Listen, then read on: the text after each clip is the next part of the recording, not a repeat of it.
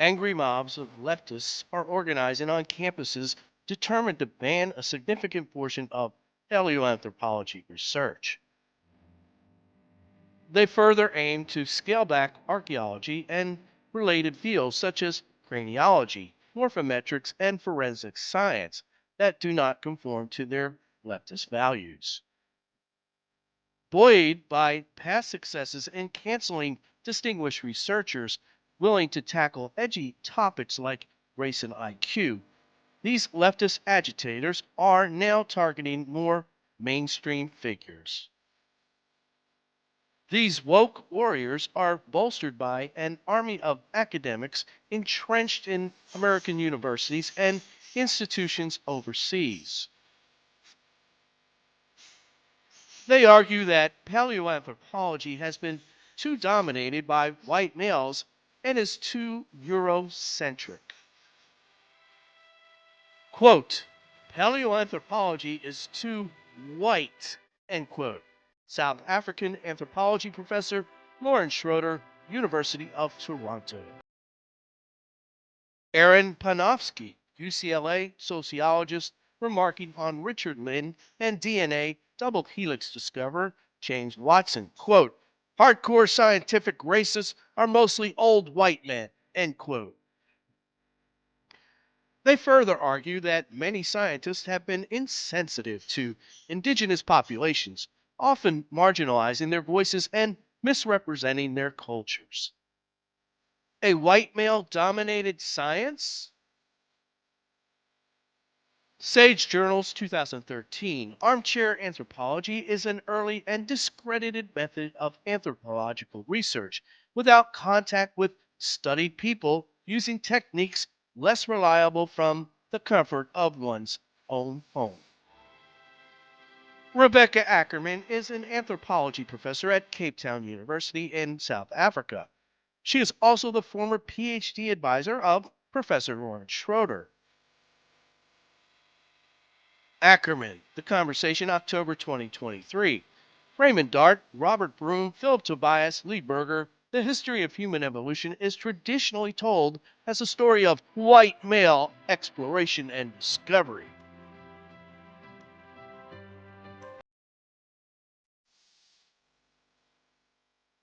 Continuing, these early paleoanthropologists often engaged in colonial racist science, measuring people as models for our primitive ancestors.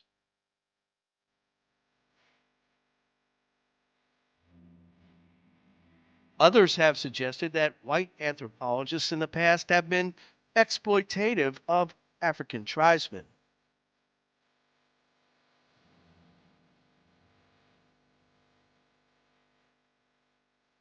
Fortunately, there are anthropologists, primarily those working in the field, who are pushing back against the encroaching woke culture. For them, it's all about the science, uncovering the truth wherever that may lead.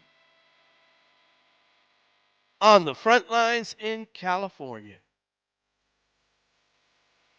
Elizabeth Weiss is a former professor of anthropology, specializing in forensics at the University of California, Santa Cruz. She has a PhD from the University of Arkansas. Forensics, the application of physical anthropology techniques to solve criminal cases and identify human remains. Dr. Weiss is a hands-on anthropologist with extensive experience both in the field and the laboratory, particularly with skeletal remains. She is the author of 7 books on anthropology and forensic science. Weiss is married to author and internationally acclaimed UFO expert Nick Pope. He is a former civil servant with the British Department of Defense. In January 2025, she penned an editorial that garnered a great deal of attention on news and social media platforms such as X. Editorial: Biological anthropology and archaeology are facing a censorship crisis. Censorship can be defined simply as suppression of speech, public communication, or information, often because it is deemed harmful or offensive. Weiss. This censorship largely involves the suppression of images, including X rays and CT scans of human remains and funerary objects. Professor Weiss goes on to cite the American Association of Anthropologists and even the Smithsonian Institute as contributing to an increasing environment of censorship.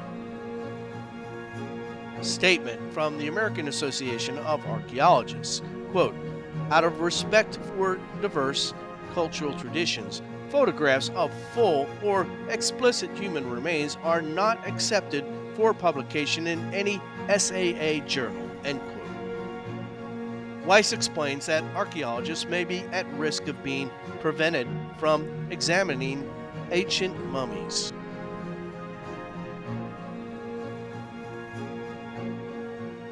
In 2020, Oxford University Pitts Museum removed a mummy citing racist and stereotypical thinking. Her museum curator, Lauren Broekhoven. Weiss, biological anthropologists who study human remains, have historically used photos and x-rays of skeletal remains and mummies. Weiss further explains how these scientific journals and research teams propose replacing cranial and postcranial skeletons with stick figure representations. Continuing, they add that line drawings or other renderings of human remains may be an acceptable substitute for photographs. Precious bone and cranium collections under threat. Cranial studies are especially helpful in understanding taxonomical classifications and the timeline of evolutionary science. As Dr. Weiss explained to Right-Anthro on X January 26, 2025, there's a trend to try to equate any cranial studies to phrenology, but cranial studies are helpful in trying to understand evolutionary adaptations and biological relatedness. Precious collections of cranial specimens may now be under threat, particularly from activist Afro-ethnic groups like BLM. Smithsonian Magazine 2019, quote, "You don't have consent," end quote, says Abdul Ali Muhammad, a black community organizer from Philadelphia. Continuing, Muhammad, quote, "Black folks deserve to possess and hold the remains of our ancestors. We should be the stewards of those remains," end quote. However, the activists have found themselves in a quandary. What if the research resulting from race science studies proves to be beneficial? Quote, "One of the things we are having to grapple with now is the idea of possession," end quote, says Robin Nelson, a black biological anthropologist at Santa Clara University. Nelson, quote, "There's a mixture of guilt and fear. Guilt for the ways we have engaged with these kinds of materials," end quote. Continuing, quote, "We may have benefited from the data collected in ways that we now may find reprehensible," end quote. Some social critics, such as UK-based Angela Saini, have charged that any research that confirms human variations should be considered racist. From the Smithsonian, Saini argues that since race is a social construct, it doesn't belong in genetics research. Quote, "Mainstream scientists, geneticists, and medical researchers still invoke race and use these categories in their work. Even though we know they have no biological meaning, they have only social meaning," end quote, Saini says. Decolonization. One of the collections most at risk is the iconic Tobias craniums display at the University of Witwatersrand in South Africa. Krista Kuljan, Witz.za.ca 2019. Philip Tobias, the successor to Raymond Dart as head of the Department of Anatomy at Witz, embraced the existence of racial types. Tobias built the face mask and skeleton collections at Witz into the 1980s.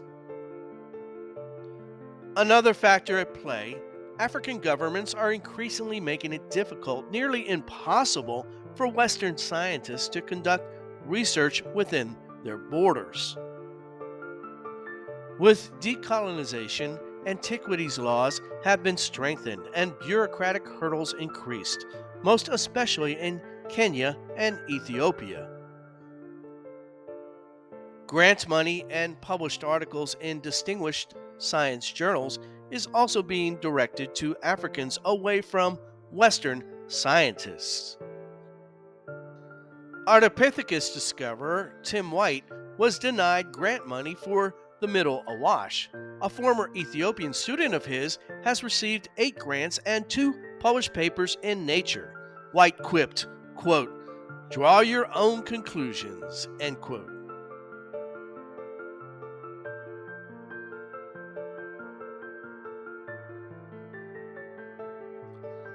California dreaming, more of a nightmare for non-woke anthropologists. California universities are particularly buckling under the demands of woke student mobs and far left professors. Biological professor Tim White was an original member of Don Johansson's Lucy team in the 1970s. He is credited with the discovery of the 4.4 million year old Ardipithecus ramidus in Ethiopia in 1990. White had gone up against the powerful Native American lobby in California, accusing them of limiting access to sensitive fossils and dig sites. San Francisco Gate. Tim White taught 2023. A celebrated, recently retired University of California professor is under scrutiny for using skeletal remains of potentially Native American ancestry over the course of decades. White ultimately was forced out of his professorship at UC Berkeley in 2021. He fled California, ultimately ending up in Spain. In a 2024 Aporia podcast on YouTube, Professor Weiss outlined how certain tribes actively work to thwart anthropological research. On the podcast, Weiss asserts that it offends the creationist views of the tribes. Quote, they don't want their beliefs challenged, end quote, that they are, quote, separately created from others, end quote. Also, federal dollars are at stake. Weiss, quote, so they will get all the federal money that is tied with recognition, end quote. Continuing, quote, and be able to get land that is Bay Area, California land. Be able to open up a casino, end quote. The Native American Graves Protection Repatriation Act. NAGPRA, NPS.gov. Since 1990, federal law has provided for the protection and return of Native American human remains, funerary objects, sacred objects, and objects of cultural patrimony.